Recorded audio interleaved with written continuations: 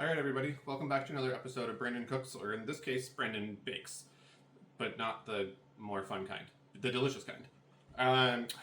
Alright, so story time first. Today we're going to be making banana bread. I've often said banana bread I think is one of those recipes that whoever makes it, especially if it's a family recipe, you will firmly and always believe that your family has the best banana bread recipe and no one's going to change your mind. I fully believe that our family has the best banana bread recipe. You're not going to change my mind. So I say that with love. For me, this is a very nostalgic recipe, and I'm going to tell you a little bit about why it has some of that nostalgia that's a little bit stronger than maybe some of the other recipes that I do love from childhood.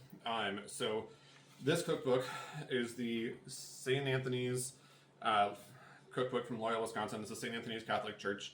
My mom is from a super small town of about 1,200 in the middle of Wisconsin called Loyal, Wisconsin. So this cookbook originally was printed in 1973. So I grew up with my mom and all of my aunts and my grandma using the same cookbook to cook with. There's this one and then there's a blue one. They reprinted in 2011, which is how I got mine. My mom got them for me for Christmas one year. This is like the one recipe that I go back to because, I don't know, I'm a millennial, and if I want to look up a recipe, I usually just go to Google and look something up, but there's a lot of good stuff in here. The recipe that we're going to use is for a banana nut bread by Mrs. Jim Miller. So the recipe is in here at the bottom. We're going to be doing a double recipe today. I do love they have some cute sayings in here. So this one at the bottom says, "My mom's the finest cook on earth, and she told me long ago, the bread's no good unless you add some loving to the dough." Poignant. So whenever I make this, I am with my mom, who is great fine. She's like 6 miles down the road. I might be bringing her some of this at some point. But my grandma, who passed when I was 17 in 2005, like this recipe just like very much ties me to my family, and I love them. So this is for them. All right, so we are going to start with our mixer here. So I'm using a stand mixer just because it's easier. In my mixer, in my bowl, with my paddle attachment, I have, again, this is a double recipe. So I have 2/3 a cup of shortening. I never promised that this was a healthy recipe. It is not, but we can pretend because it's fruit-ish. So 2/3 of a cup of shortening and 1 cup of sugar.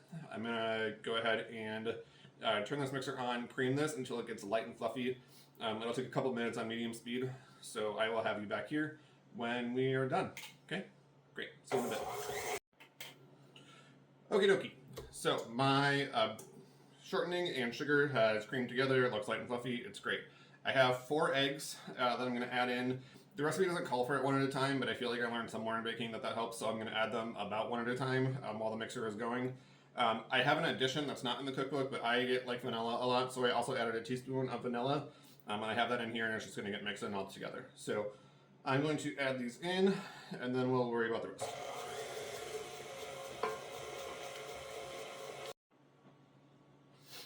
Okay, so the eggs are all blended. It looks smooth and creamy. Great. So now we are going to add our dry ingredients alternated with our wet. And the wet is 2 cups of ripe mashed bananas. Make sure that they are, like, the skins have started turning a little bit brown. The riper the better, I guess. Just they shouldn't be green, otherwise they're not going to taste as good and they're not going to mash down well enough. Your dry ingredients are going to be 3.5 cups of flour, sifted, along with 2 teaspoons of baking powder, 1 teaspoon of baking soda, and 1 teaspoon of salt. So you're going to add these to the mixer at about, I think like 3 times or so, so every other.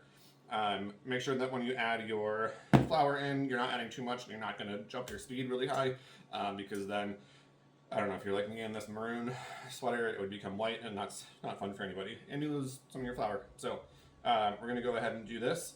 And when we're done, we're going to have our bananas together, our banana bread together. I mentioned this was a banana nut recipe. This recipe calls for in this case, it would be a cup of chopped walnuts. I don't love walnuts in my banana bread, so I omit them. When I have them, it's fine in there. I just prefer it without, so I'm not making it that way.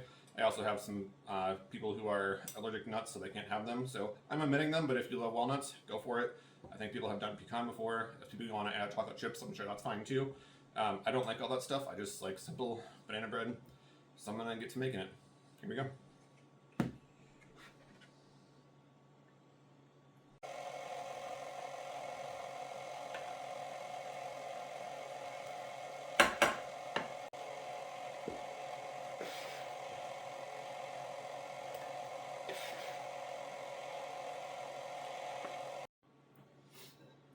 So my batter is all mixed together.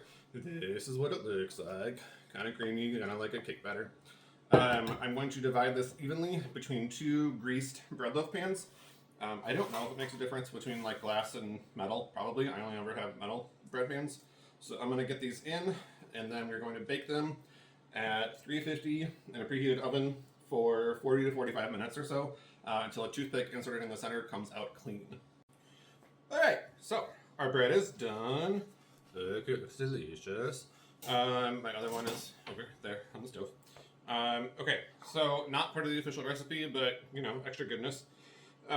Take some melted butter, this is about a tablespoon, and I'm just going to brush the top liberally with it. Like so, because this wasn't healthy enough, you know. And about a tablespoon of butter will probably do enough for both loaves, because that's what I have here. And then just some white sugar, sprinkle that over the top as well. It'll just kind of dry as the bread cools. Now from here, it should just kind of come out. Just not, yeah. Very good.